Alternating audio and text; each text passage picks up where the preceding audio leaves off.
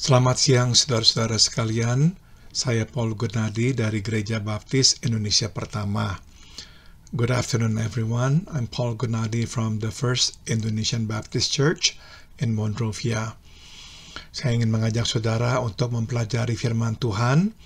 Untuk itu, sebelumnya marilah kita berdoa. I'd like to invite you to study the Word of the Lord together, and before we do that, let us come to the Lord in prayer. Bapa dalam surga, kami ingin mempelajari firman-Mu.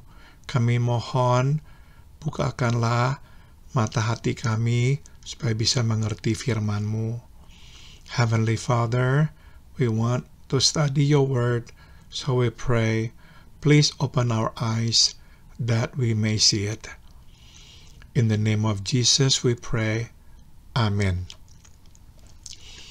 Firman Tuhan hari ini diambil dari kitab Bilangan pasal 14 ayat 20 hingga ayat 25. The scripture reading for today is taken from the book of Numbers chapter 14 verse 20 to verse 25.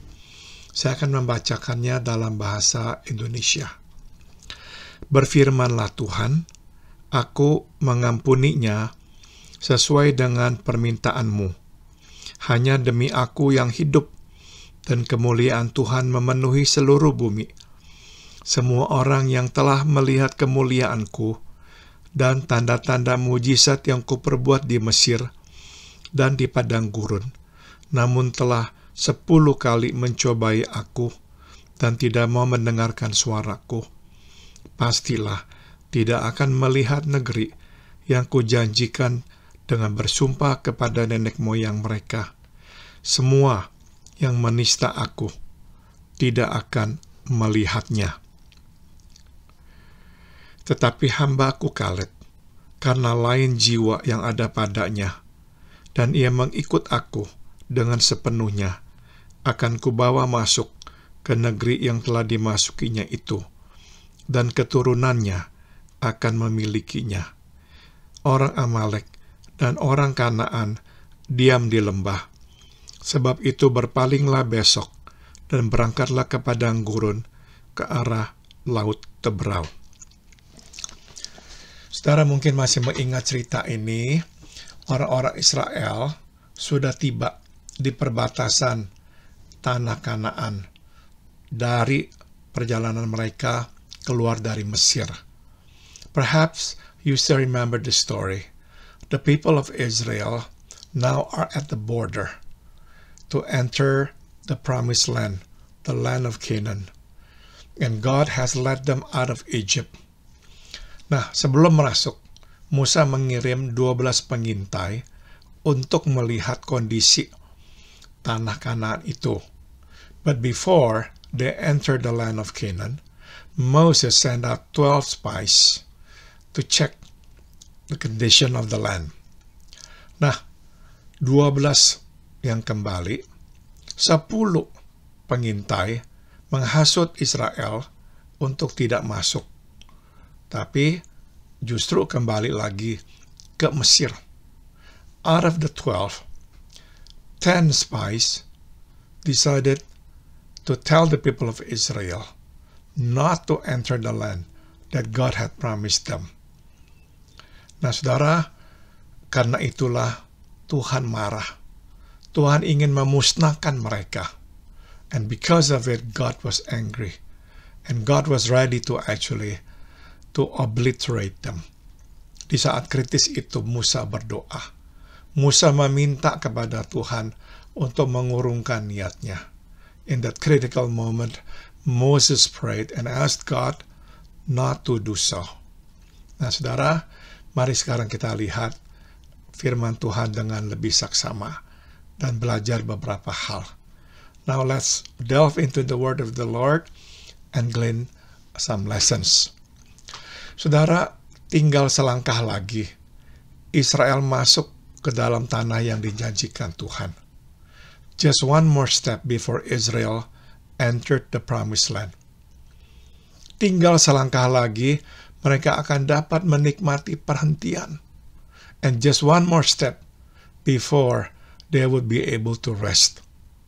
Dan tinggal selangkah lagi, mereka akan mencicipi semua kebaikan dan berkat yang telah disediakan Tuhan bagi mereka.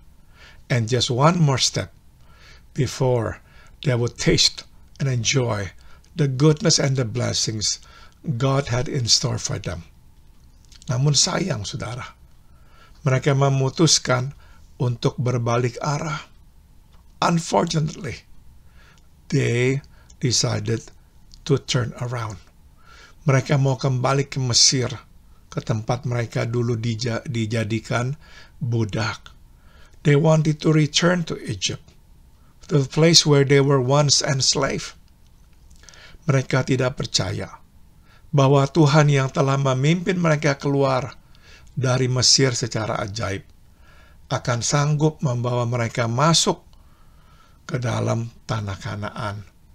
Somehow they just did not believe that God who had led them out of Egypt miraculously would be able to settle them down in this land, the promised land. Nah, saudara, coba kita akan tarik beberapa pelajaran. Now let's glean some lessons. Pertama adalah ketidakpercayaan dan kekerasan hati adalah kombinasi dosa yang berbahaya. The first lesson is that unbelief and a hardened heart are just a combination of sins that are very detrimental. Saudara, mereka tidak percaya bahwa Tuhan yang sanggup mengeluarkan mereka dari Mesir akan sanggup membawa mereka masuk ke Kanaan. They did not believe that God who had led them out of Egypt would be able to bring them into the land of Canaan. Kadang itu terjadi pada diri kita pula. The same problem sometimes happens to us. Kita sudah melihat Tuhan menolong kita. Mungkin berkali-kali, bukan hanya sekali. Tapi sewaktu kita menghadapi masalah, tetap saja kita ragu. Kita tidak percaya bahwa kali ini Tuhan akan sanggup menolong kita. Perhaps God has helped us more than once in the past. But still, when we face another problem, somehow we doubt that God would be able to help us this time. Nah, saudara, dari sini kita bisa belajar satu pelajaran yang penting, yaitu ternyata, saudara, beriman adalah keputusan sehari-hari. Tidak otomatis sekali beriman, selamanya beriman. So from this we can learn a good lesson, and that is to have faith is actually a decision that we have to make on a daily basis. It is not automatic. Once we have faith, we will always have faith. Itu sebab, saudara, kita sekarang mengerti mengapa ada waktu di masa lampau kita begitu beriman, tapi ada waktu di mana kita kok seolah-olah tuh kehilangan iman.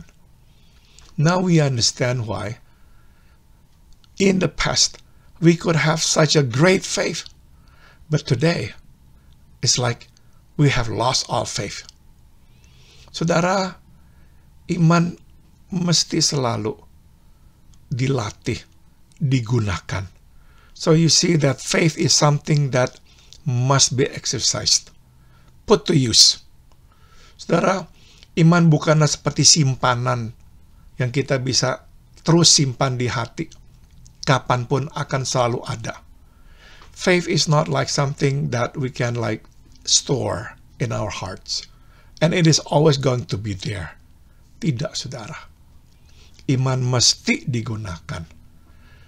Itu sebab Tuhan senantiasa menghadirkan dalam hidup kita situasi di mana kita mesti kembali beriman.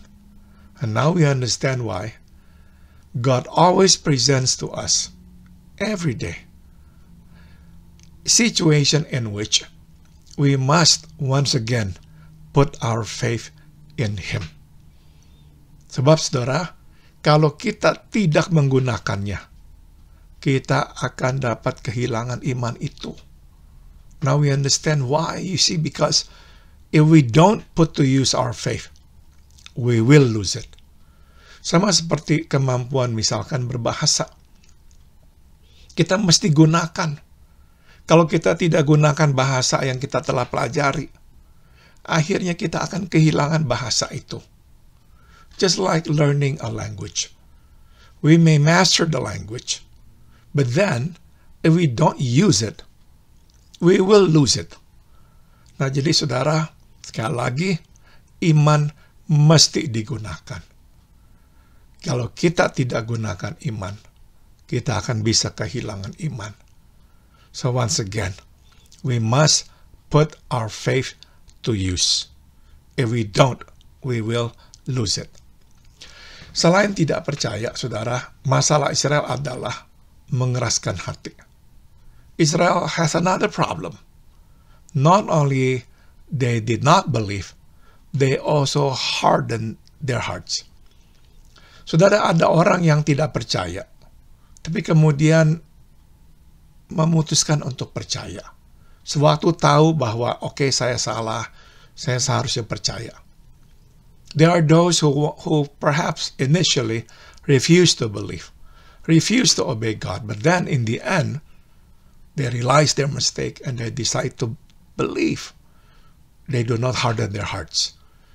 Tapi di sini kita lihat Israel bukan saja tidak percaya, tapi mengeraskan hati juga. But here we see Israel. Not only did they not believe, they also harden their hearts. Kendati, saudara, Musa sudah menyuruh mereka, mengingatkan mereka. Yosua dan Kaleb, dua pengintai yang juga sepihak dengan Musa, memberikan kepada mereka dorongan untuk percaya. Tetap saja orang Israel menolak percaya. Even though Moses had warned them, even though Joshua and Caleb, the two spies, also encouraged them to have faith in God, they still refused to listen to God and to believe in God. Saudara, mereka bahkan melebih-lebihkan bahaya. But they did more than just like not wanting to believe. They exaggerated the problem. Mereka mengatakan bahwa tanah Kanaan penuh dengan raksasa.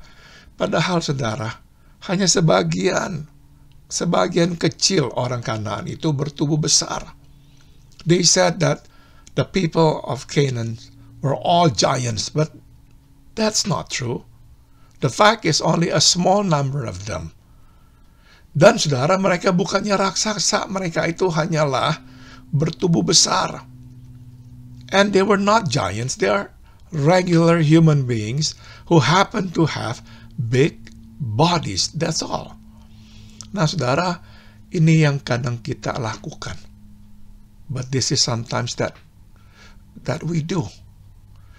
Karena kita tidak mau melakukan sesuatu, kita memilih tidak mau melihat kenyataan. Sebaliknya, kita menciptakan skenario yang lain yang sesuai dengan keinginan kita. We also do that, don't we? Sometimes because we don't want to do something, we refuse to see reality. Instead, we create another scenario, another reality that fits our narrative or fits our desire. Nah, saudara, tapi kita mesti sadar bahwa pada akhirnya keinginan akan harus tunduk pada kenyataan. But we must remember that in the end, desire will have to submit to reality. Sebagaimana ditegaskan oleh Dallas Willard. Pada awalnya, keinginan menang, mengalahkan kenyataan. Tapi pada akhirnya, kenyataan akan menang, mengalahkan keinginan.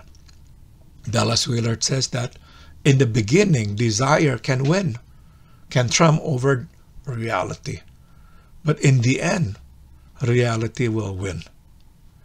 Saudara, misalnya nih ya, kita karena tidak mau menerima kenyataan, kita mempunyai keinginan, maka kita ini membengkokkan kenyataan.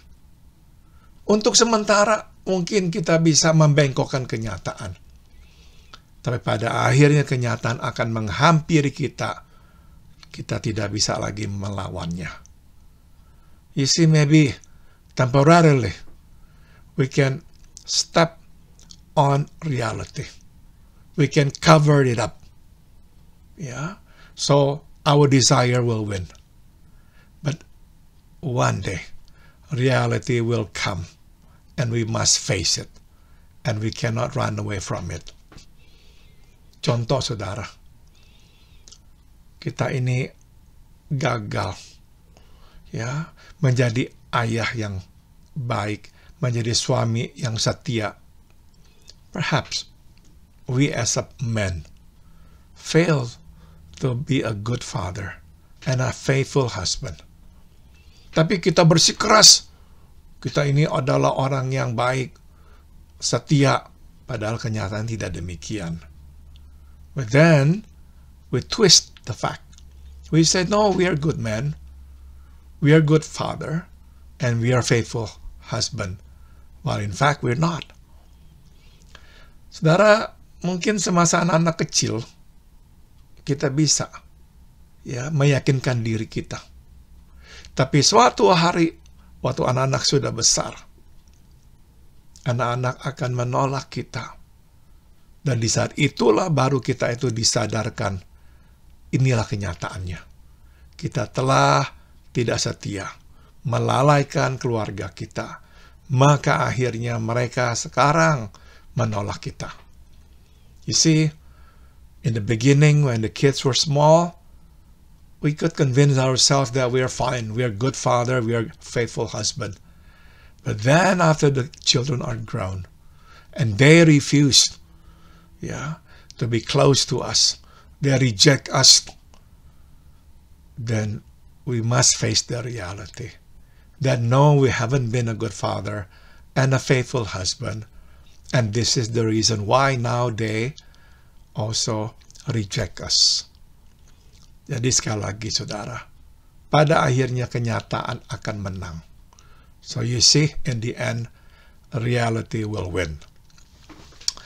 Saudara, dalam kasus Israelita, kita bisa melihat ketidakpercayaan dan kekerasan hati akhirnya melahirkan perbuatan yang sangat salah, keputusan yang sangat salah, yaitu melawan Tuhan, mau memilih kembali ke Mesir.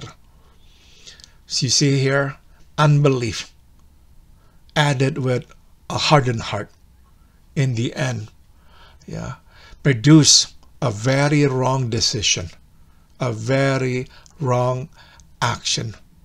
They decided to go back to Egypt. They refused to listen to God. And that provoked God to anger. Nah, tapi saudara, karena Musa memohon agar Tuhan mengurungkan niatnya, mematikan mereka semua pada saat itu juga, Tuhan akhirnya berkata, oke, saya akan membiarkan mereka hidup. Initially, God wanted to just obliterate them from the face of the earth right there and then, but because Moses asked God not to do that, God decided to let them live. Nah, saudara, tapi tetap Tuhan menghukum mereka. Mereka tidak akan menjejakkan kaki di tanah yang Tuhan janjikan. But still, God would punish them. He would not allow them to step their foot in the promised land. Mereka tidak akan menikmati kebaikan dan berkat Tuhan di tanah Kanaan. They would not enjoy and taste the goodness of the Lord and the blessings from Him in this promised land. Saudara, mereka kok dihukum begitu berat oleh Tuhan. Tuhan marah kepada mereka. Karena, saudara, mereka itu menolak melihat kemuliaan Tuhan. menolak untuk mengingat perbuatan-perbuatan Tuhan yang penuh dengan mujizat.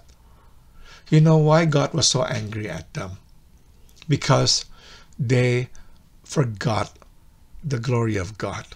They forgot the miraculous actions of God. They forgot the goodness of God.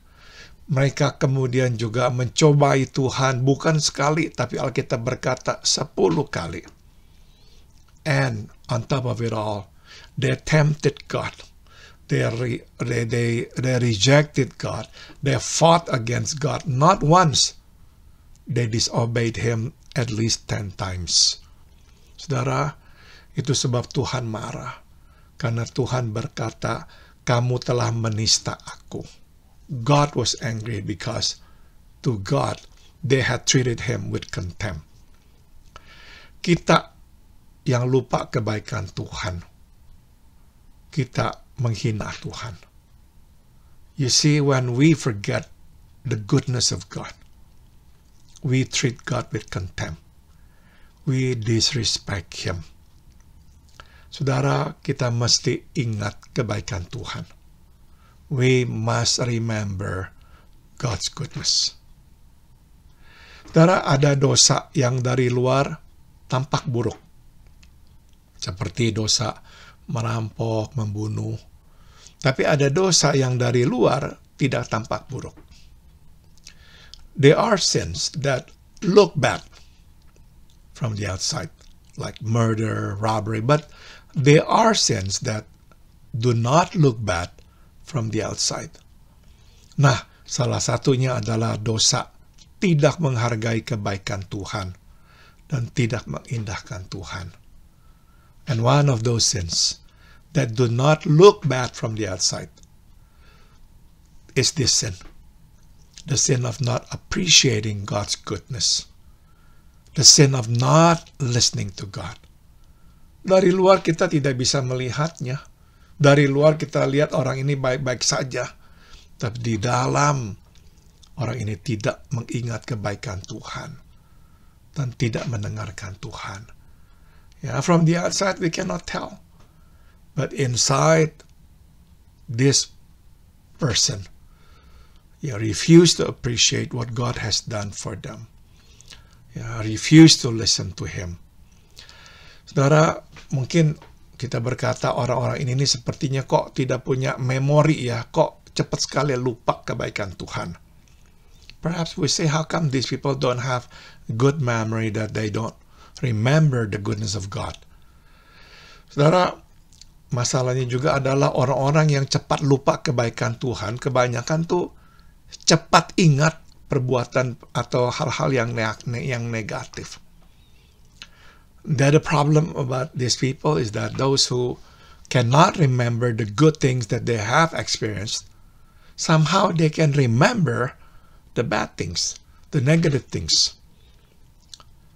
Dan meskipun yang diterima, yang dialami, misalnya banyak yang baik, tapi justru yang akan diingat yang buruk, yang hanya sedikit.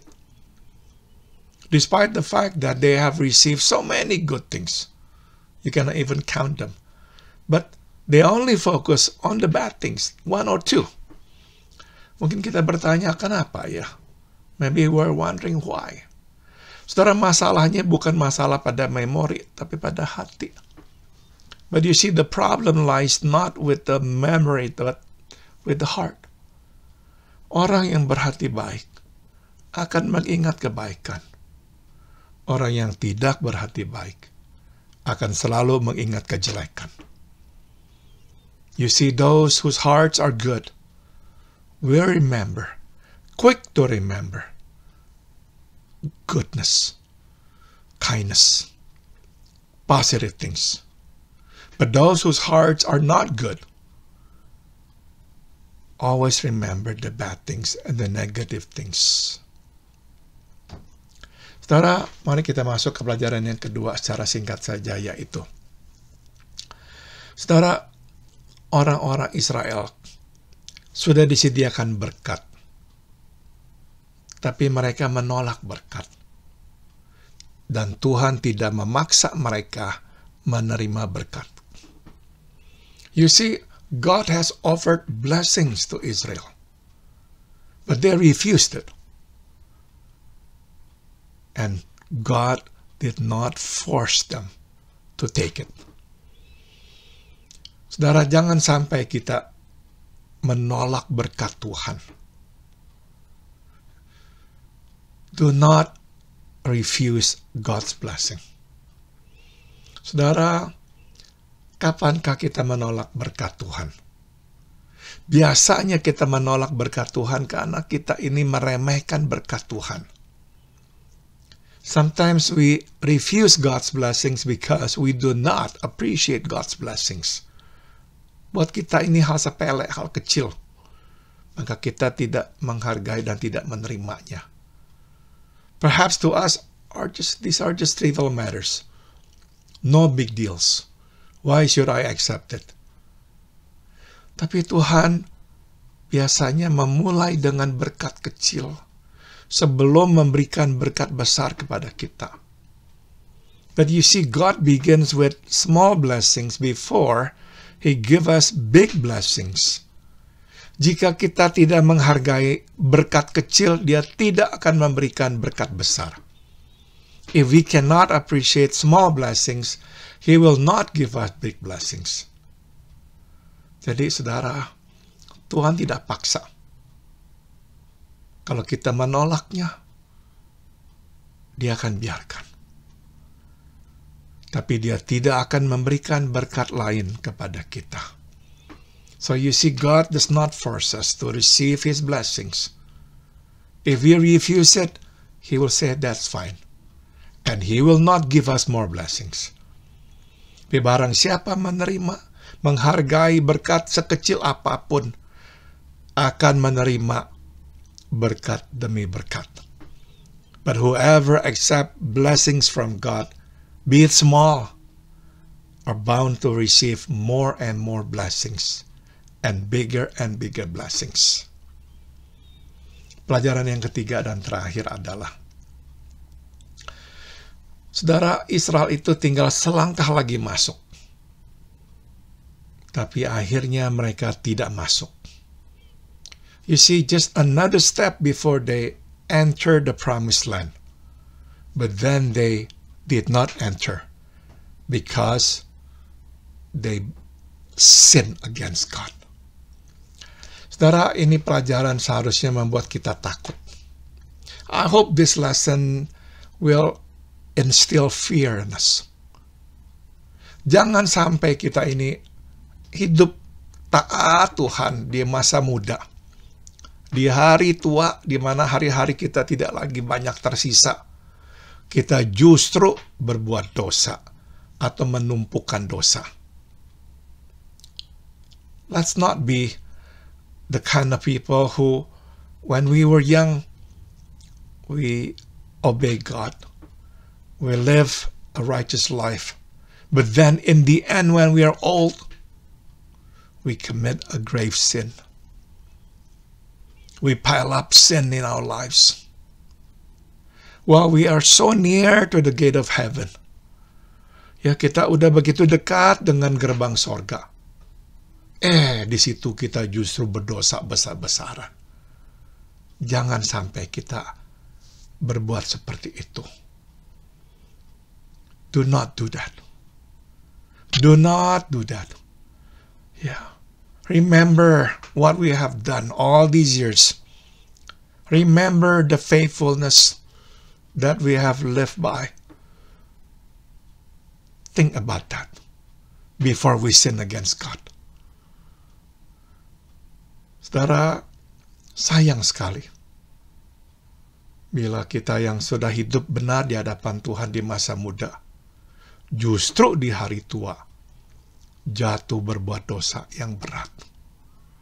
Ya, it is so unfortunate if when we were young, we followed God faithfully, fearfully, and then when we are old, we don't care about God, and then we just commit a grave sin while we are only one step away from the gate of heaven. Mudah-mudahan pelajaran ini dapat kita ingat dan memimpin hidup kita. I hope we can remember this lesson, and may God use this lesson to navigate our lives. Mari kita berdoa. Let us pray. Bapa dalam surga, tuntun kami setia bukan di masa muda saja, tapi sampai tua. Guide us, O great Jehovah, not only when we were young, but when we are old as well. That we do not sin against you at the gate of heaven. Terima kasih. Dalam nama Tuhan Yesus kami berdoa. In the name of Jesus we pray. Amin. Biar Tuhan memberkati kita semua.